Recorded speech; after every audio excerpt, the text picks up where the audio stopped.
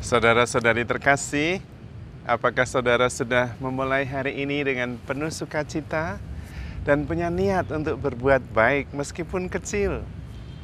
Semoga Tuhan memberkati niat baik saudara. Saya mengalami dan mungkin Anda juga pernah punya pengalaman. Kepikiran sesuatu sehingga tidur tetapi tidak nyenyak. Dan bangun ketika pagi bangun rasanya kurang segar. Ada yang terus membebani. Bahkan sepanjang hari kemudian rasanya tidak nyaman. Entah bagaimana rasanya seperti tidak lost, tidak plong, tidak bahagia, tidak free, tidak lega. Nah, apa yang sebetulnya terjadi dan bagaimana harus mengatasinya? Ada sebuah kisah yang mirip dengan situasi ini. Seorang pemuda yang entah bagaimana tidak tahu merasa bahwa hidupnya tidak sungguh-sungguh lega, bebas, bahagia. Ada sesuatu yang membebaninya tetapi dia tidak tahu. Bangun pagi, tidak ada sesuatu tetapi rasanya kok tidak lost ya, tidak lega. Lalu dia datang kepada seorang guru spiritual. Guru, saya merasa hari-hari saya itu rasanya terbebani. Saya tidak tahu apa yang membebani saya. Bangun pagi pun rasanya kurang segar. Apalagi kalau sudah sepanjang hari, malam itu rasanya lelah. Tapi mau tidur rasanya kok tidak nyaman. Tidak bisa pulas tidurnya. Lalu guru itu, dia sedang minum kopi. Dia mengatakan, baik, saya akan mencoba menjawab. Bagaimana kamu bisa bebas, lega dan bahagia hidupnya. Tapi tolong pegangkan cangkir gelas kopi saya. Pakai tangan kanan. Jangan pindah tangan kiri ya. Sementara saya akan berdoa dan memohon kebijaksanaan Tuhan. Kira-kira apa yang mau saya nasihatkan kepadamu supaya nasihat saya ini benar dan baik.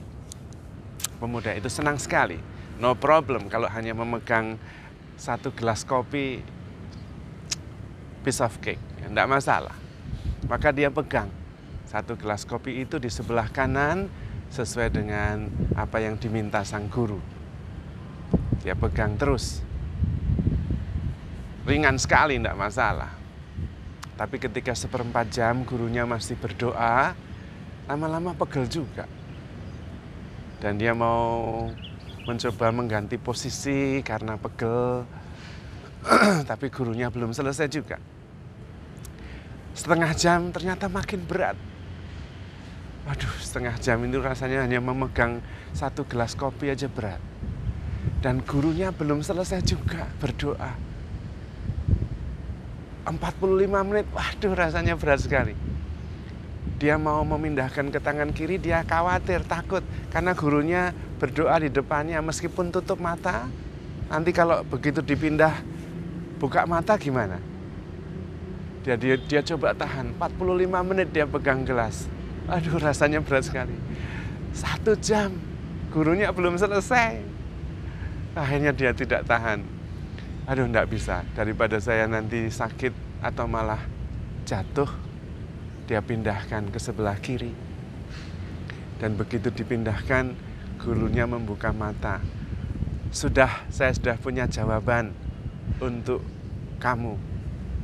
Dan gurunya lihat, kenapa gelasnya di sebelah kiri?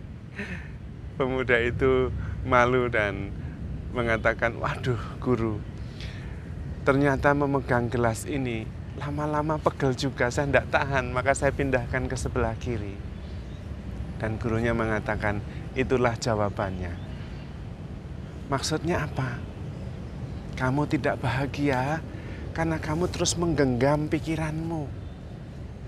Kamu terus memikirkan sesuatu.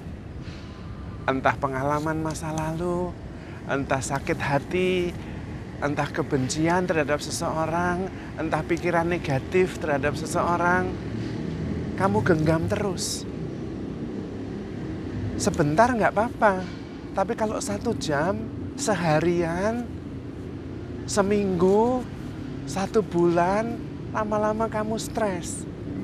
Dan karena itu kamu akhirnya nggak tahu apa yang sebetulnya membuat kamu tidak bahagia, terbebani dalam hidup. Yaitu memegang satu pikiran saja membutuhkan energi begitu besar. Apalagi banyak pikiran yang kamu pegang. Masalah masa depan kamu juga memikirkannya. Padahal masa depan ya belum terjadi. Let it go, let it be. Kamu menggenggam terus pikiran tentang masa lalu. Belum sungguh-sungguh bisa memuaskan, menggembirakan orang tua sudah meninggal. Kamu pegang terus itu. Let it go, let it be. Supaya kamu lega. Kamu disakiti sama temenmu, kamu pegang terus. Setiap kali kamu kepikiran, kamu masih sakit hati. Let it go, let it be. Sudah, biarkan saja, lepaskan saja. Karena itu, kamu harus belajar, kata guru itu. Melihat tanpa mata, mengerti tanpa pikiran. Anak muda itu makin bingung bagaimana melihat tanpa mata, mengerti tanpa pikiran. Persis, kita itu cenderung mengetahui segala sesuatu dengan pikiran. Dan itu nggak bisa. Banyak hal yang tidak bisa dimengerti dengan pikiran. Banyak hal yang tidak bisa dilihat dengan mata.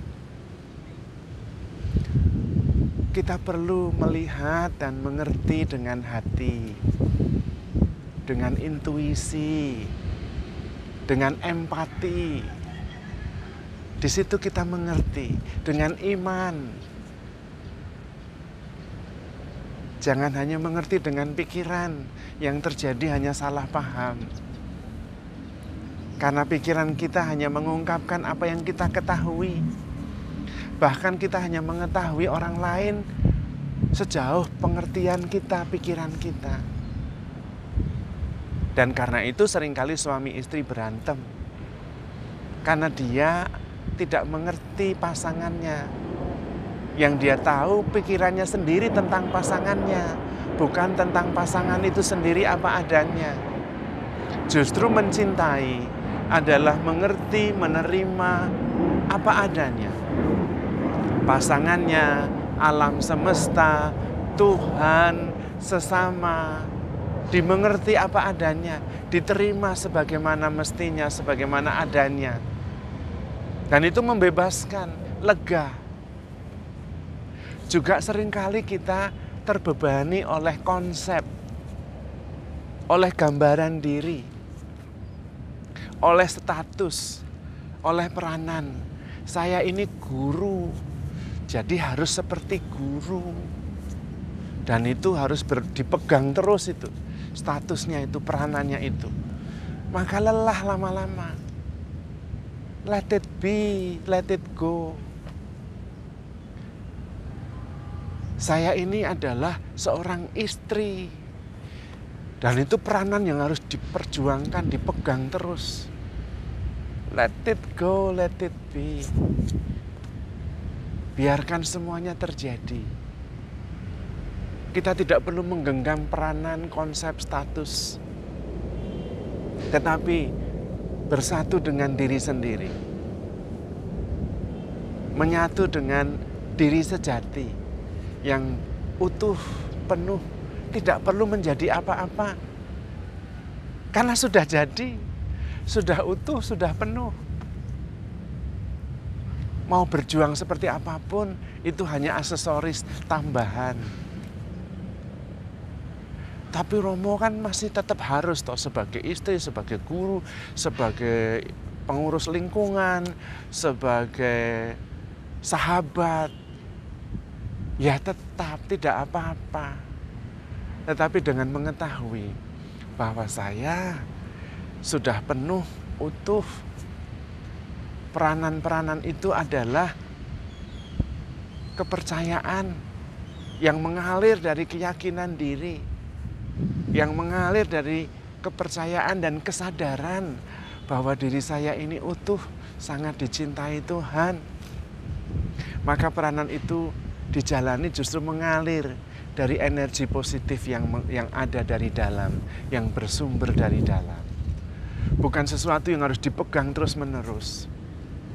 Suatu ketika harus diletakkan, dan kemudian kembali menyadari sebagai diri yang bebas, lega, utuh, penuh, dan kemudian bisa memegang peranan itu lagi dengan kesegaran baru, dengan semangat baru.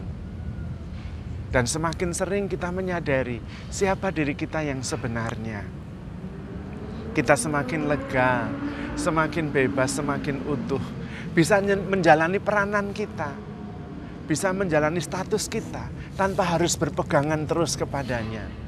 Ketika harus melepaskan, lepaskan. Ketika harus pegang kembali. Tidak apa-apa, tetapi dengan kesadaran bahwa saya lebih besar dari peranan saya. Saya lebih besar dari ego saya. Saya bisa melihat tanpa mata egoistik. Dan saya bisa mengerti tanpa pikiran, tanpa ego saya. Disitulah kebebasan, kelegaan. Karena menyadari diri sejati, kesadaran utuh penuh yang terbebas dari segala peranan, status, dan juga pikiran, entah masa lalu maupun kekhawatiran akan masa depan. Karena kita adalah pribadi yang sangat dicintai Tuhan, selalu bersatu dengan Tuhan, sebagai kesadaran kita utuh, satu penuh, sebagai diri yang sadar, yang tak terbatas, yang tidak perlu menjadi apa-apa, karena sudah jadi, sudah sempurna, sudah utuh dan penuh. Karena itu saudara-saudari yang terkasih, handle yourself with care, because you are love. Tuhan memberkati.